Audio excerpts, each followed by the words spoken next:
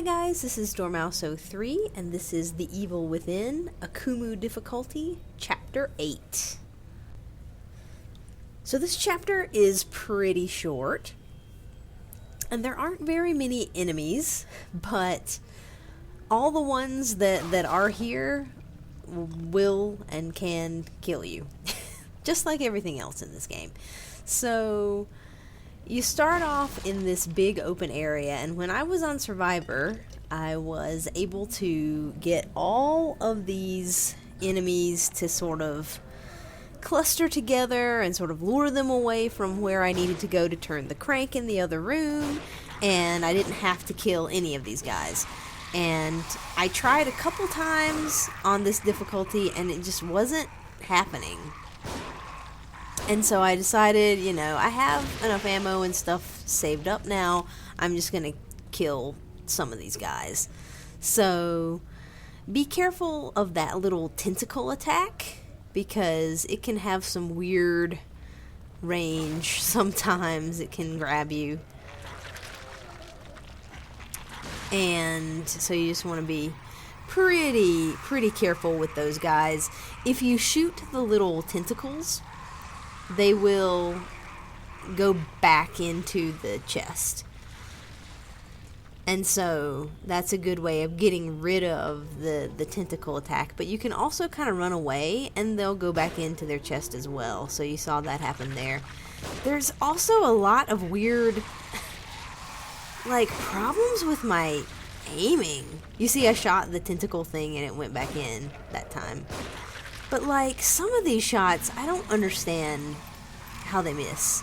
It's like you put your reticle onto the enemy and you fire, and sometimes it just doesn't hit them. And I don't get it. Like, I get that it has some sway, but when I put my target onto an enemy, I feel like when I pull the trigger, it should go where the dot is. You know what I mean? Like, there's no bullet drop here. Like, what is this mechanic that when I fire at this enemy, it doesn't kill them? I just...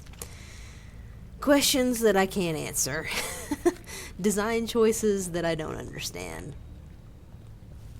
But anyway, so I ended up killing all of those guys, and you saw the one sniper shot in the head will kill that one. You can kick this guy and stomp him to death. You see, it does the same thing that they did in the other chapter, where when you get the final stomp attack on them, they stand up and sort of walk around for a second before they collapse and die. It's very strange. And then I believe these last couple guys I'm going to lure out of this area and not kill, because now that I've cleared up the outside, I feel like I can now get away with not killing these last few enemies. But I don't know, like I said, I tried it a couple of times, and you might have some better luck than I did, and maybe a little bit more patience with this part. I don't know, I didn't want to spend 40 minutes trying to get something to work that may or may not ever actually happen. So that guy just did not want to come after me for whatever reason, and it took a really long time to get his attention. And by the time I did get his attention, this guy was blocking the way. So it's kind of dangerous to try to get them out of that area and not just kill them. So feel free to just kill them if you would like to.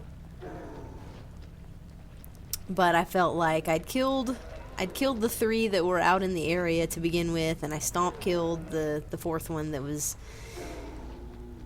on the ground blocking the path. And then these 2, I was like, I think I can get away without spending my ammo on them, and so I didn't.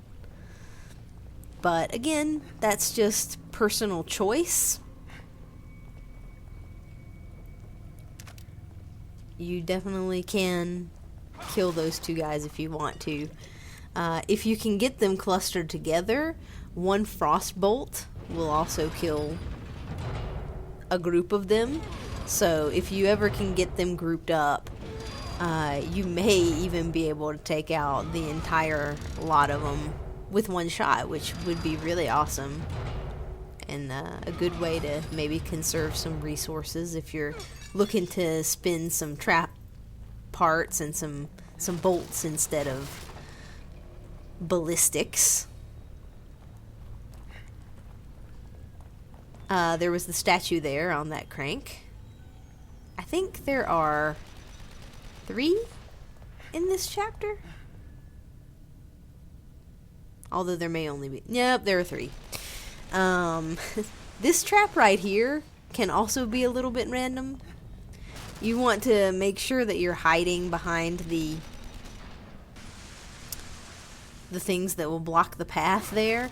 You can also pick the one of the arrows out of the back of this thing. It'll get stuck in it and you can pick it out.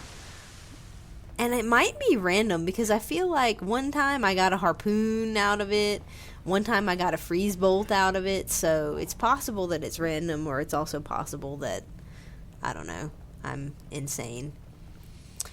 So just be careful with the little traps. Sometimes it's a little bit finicky and they'll hit you when it seems like they shouldn't. It looks like you're completely behind something, and so they somehow go through it and clip you, but just be patient with it if that happens. It shouldn't take you too many tries to get through there. This room, you're going to have a new enemy, which are like these baby things. And after you pick up that handgun ammo, some of them will come out of that wall. And then when you start turning this crank, some of them will start dropping from the ceiling. And I wanted to go ahead and spawn in, both sets of them all in one go. And you use a flash bolt, just like if you played Resident Evil 5, like the spiders would die from a flash grenade. These enemies do the same. They will all die from that flash bolt. Generally. I feel like I've had times when 1 or 2 of them somehow hid from it and didn't die in the flash bolt. This part actually took me a little while to get through because I was stubbornly trying to do it without using the flash bolt. And because in my other playthroughs on survival, I was able to just step on them and kill them. And you can do that in this mode as well, but they're a lot more aggressive. And they have a tendency to just jump at you, and that will kill you. So just be aware if you're trying to do that strategy it just might not work. I ended up saying forget it and using the flash bolts to kill these little guys because it just became too irritating. Anyway, there is a dead mouse. Before, in the little waterfall, there was the second statue. And here is another enemy. So I lured him out here because there are some more of those little guys in that area, and I didn't want to use another flash bolt on them, and I didn't want them to jump on me and kill me. So I sort of lured this guy, and watch how many shots it takes. Like how does this miss? It confuses me. Because, the gun has some sway, but come on now. The reticle was right on him, and it missed like 3 or 4 times just then. And I don't ever claim to have the best aim in the world and say that, I never miss a shot and whatnot, because that's not true. I am perfectly capable of missing, but at least a few of those shots should not have missed, and I just don't get it.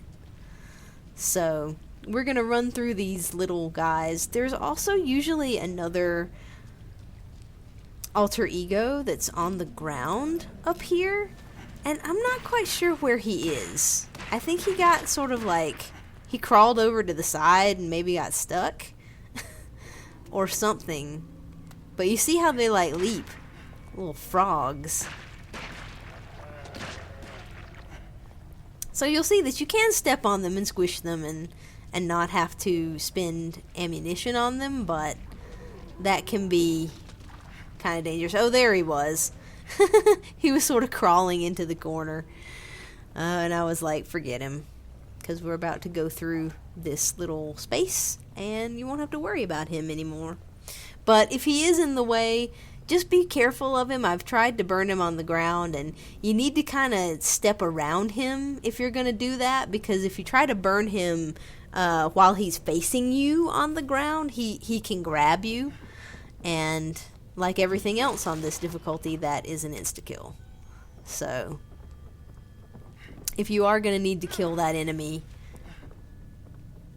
to get him out of the way, then just be aware of that you need to sort of circle around him and burn the match on him from the side or from behind. So we're about to go to another quote-unquote puzzle section. I was so judgmental of these puzzles. I mean, I actually kind of like this one, honestly. I think it's kind of a cool, just the concept of it, that this person had, you know, two choices of the faceplate, and there's no real way to tell which side would work. But because this person tried before you and failed, you now know that it's the one with no blood on it.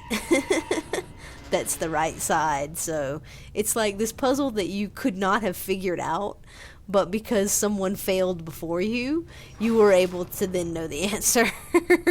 Which is, I think, kind of neat. And if the other puzzles in the game had been slightly more challenging, you know, I would have no problem with that one at all. I think that one's actually kind of fun.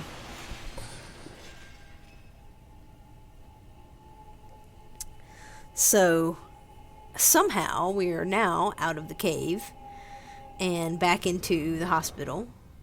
And if you turn around there, you'll find map fragment number 14. And so when I was playing this, I was thinking and hoping that there was going to be a way to get back. There was going to be one of the safe rooms to go back to the lockers and stuff after you picked up the last map fragment, because you get the rewards from picking up all the map fragments. You get a high power sniper rifle and a burst fire pistol. And I was like, well, hey, you know, anything, the high powered sniper rifle is pretty cool.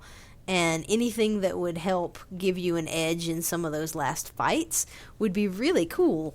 But unfortunately, when you get the last map fragment, it's past the point where you can go back to the hospital. There is still like a save room where you can save your game and upgrade, but you can't access that map room anymore. So it would be a reward that you would get for your next playthrough if you choose to do a new game plus from this.